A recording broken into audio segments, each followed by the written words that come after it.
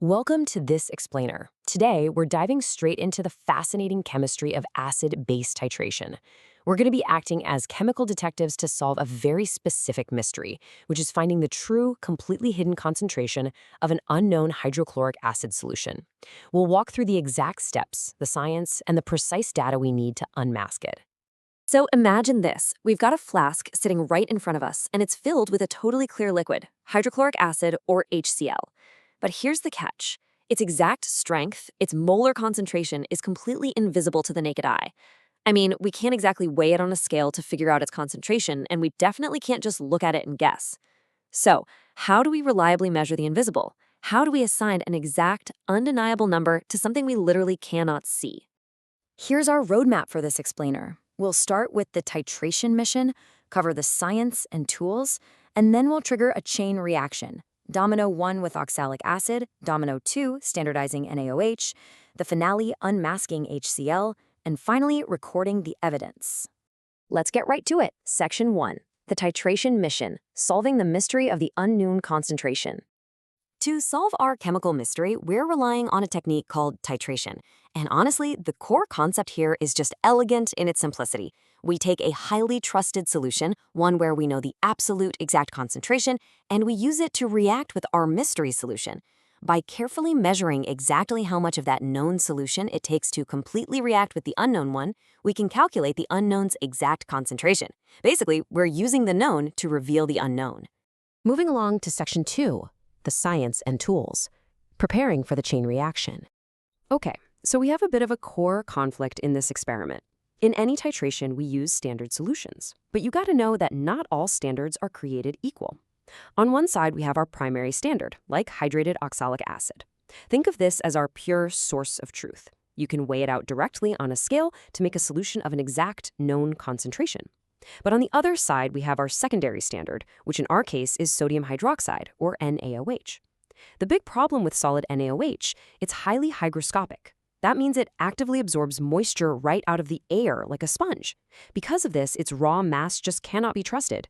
If you weigh out, say, 5 grams of NaOH, you're actually weighing NaOH plus some totally unknown amount of water it just grabbed from the room. Because of that, we literally have to use our primary standard to figure out the true strength of this secondary standard before we can even use it. We also really need to distinguish between two incredibly important moments during our titration. First up is the equivalence point. Now, this is the invisible, theoretical point where the added titrant reacts completely with the solution in the flask, perfectly matching the chemical stoichiometry. It's the finish line of the chemical reaction. But since we can't actually see molecules reacting with our own eyes, we need a visual cue. And that is the endpoint, the exact moment our chemical indicator changes color. So the absolute crucial takeaway here is that in a perfectly designed experiment, that visible endpoint and the invisible equivalence point should happen at the exact same fraction of a second. To perform this chemical magic and actually see that endpoint, we need our cast of characters. For our apparatus, we rely on some highly specialized glassware. We've got the burette, which is perfect for delivering highly precise, variable drops of liquid, and the pipette, which is used for transferring an exact fixed volume of liquid, usually about 25 milliliters. Oh, and we also use a plain white tile to slide under our flask. It sounds simple, but it makes that color change really pop. As for reactions, alongside our oxalic acid, NaOH, and HCl, the real star of the show here is phenolphthalein. This is our indicator. You can think of it as our chemical alarm bell that's going to visually signal to us the exact second the reaction is complete. Which brings us to Section 3, Domino 1, oxalic acid, preparing the primary standard. Remember our primary standard, that pure source of truth we talked about? Well, this is where we build it. First, we accurately weigh out about 3.00 grams of hydrated oxalic acid to the nearest 0.0001 grams using a super-sensitive analytical balance. I cannot stress this enough. Precision here is absolutely everything. Then we dissolve this in roughly 30 milliliters of distilled water and carefully transfer every single drop into a 250 milliliter volumetric flask. We add more distilled water exactly up to the calibrated mark on the neck of the flask. Finally, we stopper it and give it a really good shake to ensure the solution is perfectly homogeneous.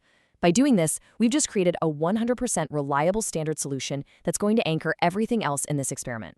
Our first domino is officially set. All right, Section 4, Domino 2, standardizing NaOH, finding the true concentration. Okay, so this is our very first actual titration. We start by rinsing and filling our burette with the NaOH solution, making absolutely sure there are no tiny air bubbles trapped at the tip, because that will completely throw off our volume. Then, we use our pipette to place exactly 25 milliliters of our trusted oxalic acid into a conical flask, and we drop in just 2 drops of our phenolphthalein indicator. Now the careful work begins. We slowly titrate the NaOH into the flask, swirling it continuously over our white tile. We are watching so closely for that endpoint. And boom, we stop. The exact moment a temporary pale pink color appears and persists for more than 30 seconds without fading away. We record the burette reading to 2 decimal places. And then, well, because good science demands reproducibility, we repeat this entire titration 3 times to ensure absolute precision. So we now know the exact molarity of our NaOH. The second domino has fallen. And that leads us to Section 5, the finale, unmasking HCl, the ultimate determination. Let's take a quick look at the neutralization equations that actually map out our reactions. The first equation shows what we literally just did, oxalic acid reacting with 2 parts NaOH. But look right below that at the second equation. This is our finale. Our newly standardized and now fully trusted NaOH is going to react directly with the unknown hydrochloric acid to produce sodium chloride and water. It's a clean 1-to-1 molar ratio, which makes our final math super straightforward and, quite frankly, beautiful. So, we basically repeat the exact same titration dance we performed just a minute ago, but we swap out the players in the flask. We pipette 25 milliliters of our unknown HCl into our conical flask and add our 2 drops of phenolphthalein. Then, we titrate by slowly dropping our newly trusted NaOH from the burette right into the unknown HCl. We swirl, we keep our eyes glued to that white tile, and we stop at that lasting pale pink endpoint.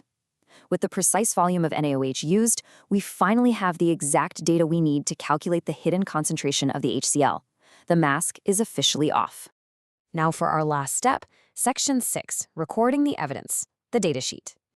Now, notice how the official datasheet perfectly mirrors our whole domino effect in physical form.